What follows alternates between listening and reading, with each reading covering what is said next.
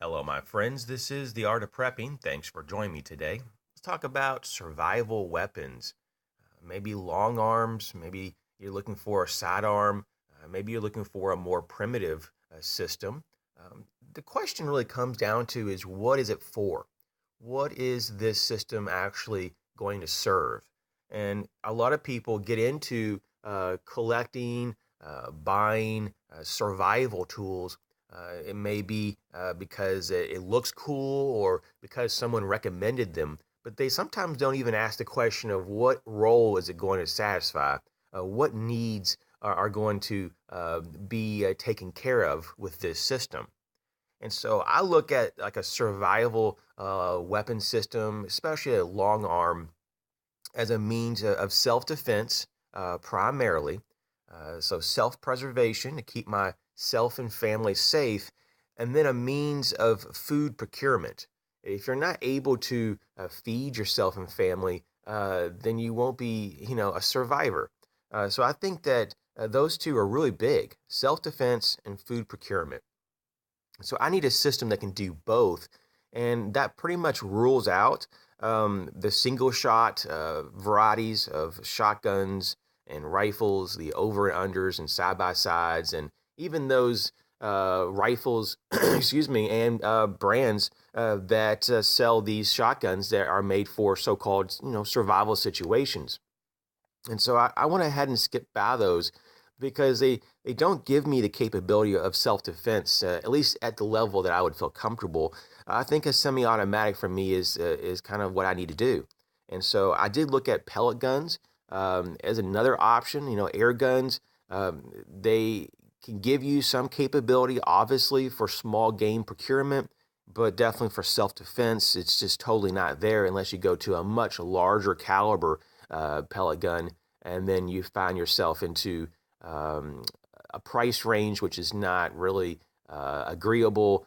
Plus the ability to charge the gun. A lot of them are use air systems that are more complicated. It gets real messy real quick, and then you notice that the weight of the gun for a lot of them are really heavy. So it's just really not something that I could even go with. So I'm gonna go with the semi-automatic rifle as my primary survival long arm. And so there are some people who would say, hey, I'd go with the pistol for self defense and then maybe a bolt action 22, for example, for a rifle. That may work for you. But what I did is I did look at all the calibers: 308, 7.62 by 39, 5.56, even look at the carbines, for example, a 9 millimeter, 40, 45.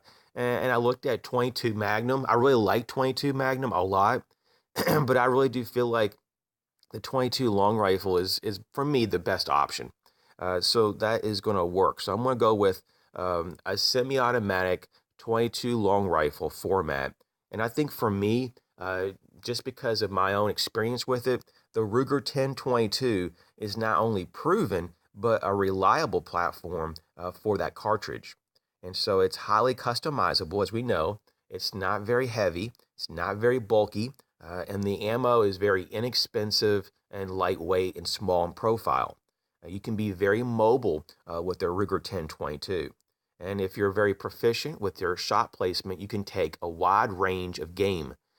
Now, I do not recommend going out there and hunting deer with a 22 long rifle. In most places, it's completely illegal, and it should be. But in a survival situation, you can harvest deer. There's even quite often people, in particular poachers, um, which I have a lot of problems with, that even take elk with 22 long rifles. So it's a possible thing to do, but it's not what you would consider, even a humane thing. But in a survival situation, you do what you have to do. So a 22 long rifle, if that's all you have, you can do a lot with it. Now, just to make the case even further, the 22 long rifle, if you were to compare it, versus other types of calibers, and we're going to look at it per pound. So each one of these are going to be a pound's worth. You can get 10 shotgun shells of 12 gauge double aught buckshot in a pound. So not very many, 10 shells.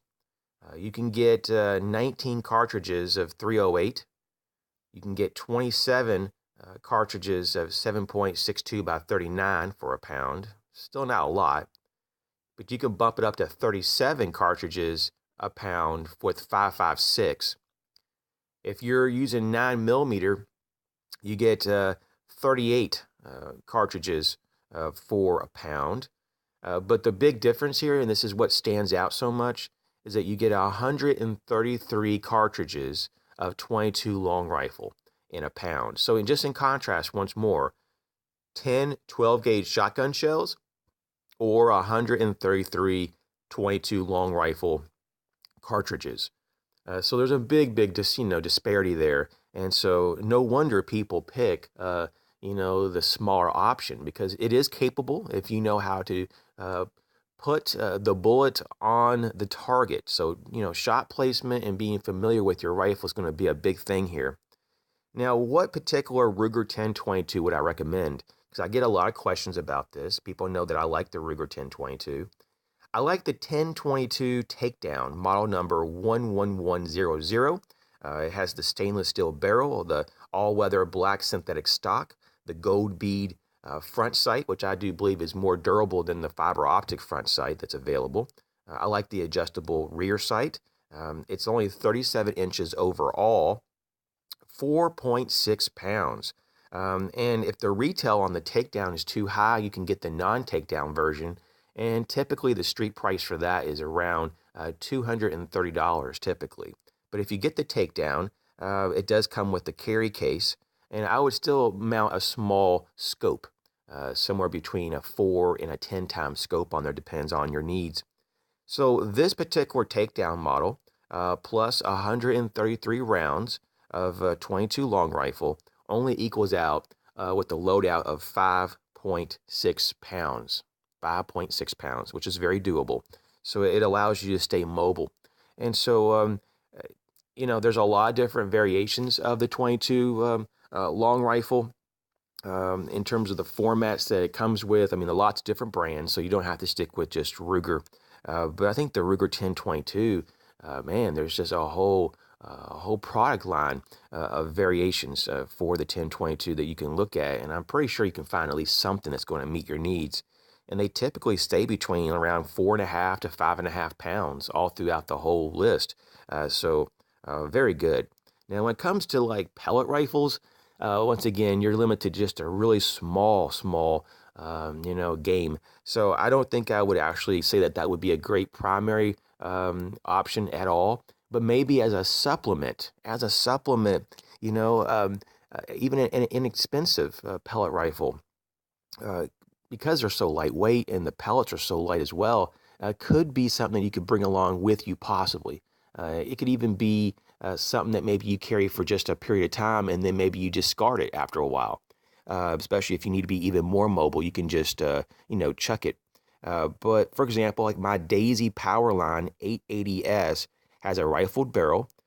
It shoots out the 7.4 grain pellets at 715 feet per second, and it has a little bit of power. I mean, it can definitely take small game. It's only 3.1 pounds. It's almost the same size as the 1022 Takedown at 37.6 inches overall. Mine came with a scope, and it works just fine. And this is the cool part. The pellets are so lightweight. I did the math, and 100 of the .177 caliber 7.4 grain pellets only weigh 1.7 ounces. So when you add 100 pellets plus the rifle, the little pellet rifle, you get about 3.3 pounds overall, loadout. Very doable. So if you wanted to add that with maybe your 22 long rifle platform or whatever else that you have chosen, it could be something. It could be something. Now, some people say, well, I would rather have that 3.3 pounds instead of being a pellet rifle and 100 pellets, just more 22 long rifle or whatever caliber, maybe 22 Magnum, whatever you chose. And I can agree with that as well. So that's up to you. So those are some ideas and philosophies with the survival Longarm. Once again, I have to say that it really does come down to, can I defend myself and family, and can I feed my family? As always, thanks for coming along. You guys take care.